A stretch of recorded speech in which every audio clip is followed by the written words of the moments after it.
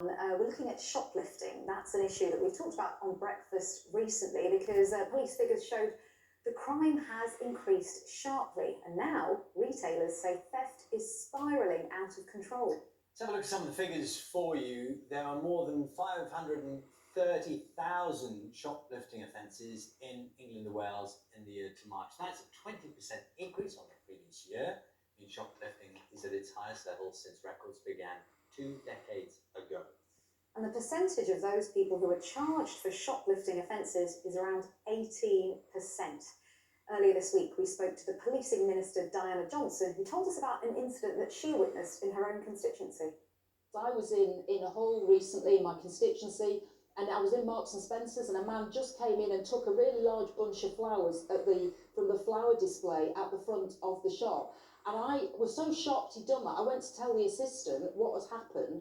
So that kind of brazen boldness of shop theft has to stop.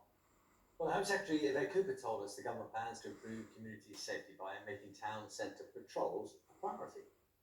We believe the answer is to get neighbourhood policing back on the beat. That's why we're putting 3,000 additional neighbourhood police on the streets this year, and why we've said the top priority needs to be town centre patrols, with new additional patrols this summer in 500 town and city centres across the country. That's what the Home Secretary had to say. Well, reporter Gemma Dawson has been speaking to one business owner in the East Riding of Yorkshire who described the latest example of shoplifting in his shop as brazen. So let's find out a little bit more about what's going on. Let's speak to Andrew Goodacre. Good morning, Andrew. You're from the British Retailers Association. So we've heard the word brazen used a lot there. Do you think there has been a change in attitude towards that offence? From the criminals themselves, absolutely. They have no fear these days. And it used to be a case of hiding products in pockets. Now they're just filling bags and walking out, and knowing that they probably will not be challenged, and knowing they can walk away. And 18% of those people being prosecuted and charged means that they have a strong likelihood that they will get away with it. So yes, their attitude has changed massively. So you say that's presumably based on the fact that they know they won't get challenged, as you said. But has there been a change then in how likely they are to be challenged? Has that changed? No, I think retailers are very wary, because not only have they become more brazen, there's a stronger sense of aggressiveness in the crimes. You know, often people are coming in not alone. There's 2 or 3 criminals coming in at the same time to steal items from the shops. And so it's harder for employees and the shop owners to become involved for fear of some kind of recrimination. So I don't doubt that people are worried about losing their stock, and if they see the opportunity to intervene, they try to. But the aggressiveness alongside the brazenness is a real issue. The atmosphere around this, I mean, it's one thing to talk about the statistics, which is important, and the amounts of money that are being lost, which is important. But the personal cost to individuals caught up in this, the fear of having an incident in front of you, of someone turning violent afterwards, for people who witness it and don't know what to do, all of these things have a real impact on individuals. They do. I mean, running a shop is a hard work these days. It's always been hard work. And the theft from their shop, this is their savings. It's their life savings on the shelves.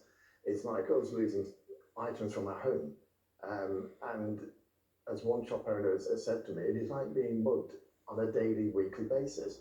And none of us will accept that in our normal ways of life. And neither should the shopkeepers accept it either. So we do need that support from government.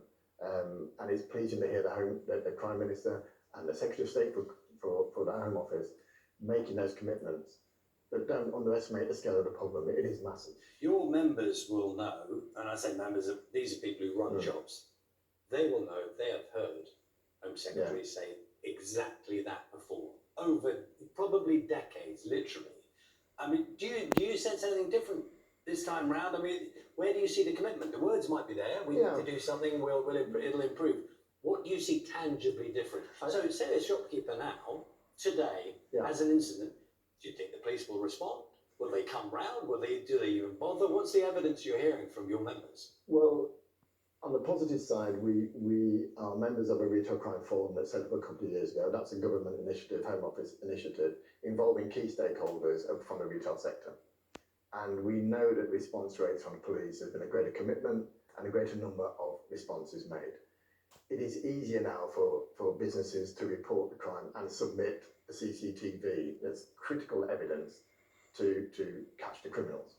The frustration, however, is that for all that hard work that's been done the last couple of years, we're not keeping pace with the level of crime taking place.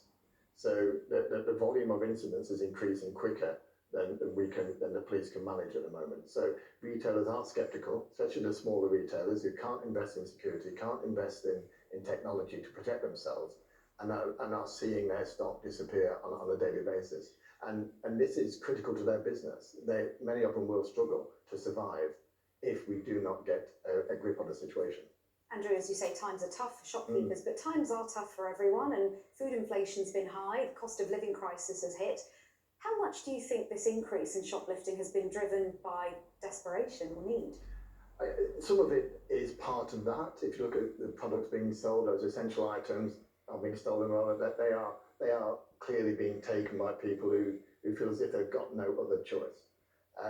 However, the size of the increase we're seeing, and the 20%, 530,000 incidents reported, tip of the iceberg, is £2 billion worth of cost to the retail sector. We believe, and the police believe, that a lot of that now is organised crime. There's not a single shop that isn't targeted, there's not a product category that isn't targeted, from healthcare products to jigsaws, to toys, to clothing, to pet food. It's all being stolen. And this is partly because it's so easy to sell the stock on now through various online marketplaces, and even rogue traders selling stolen stock through market stalls and shops themselves. So it's a bit of an industry creating now. Andrew Goodacre, thank you very much for your time. Thank you.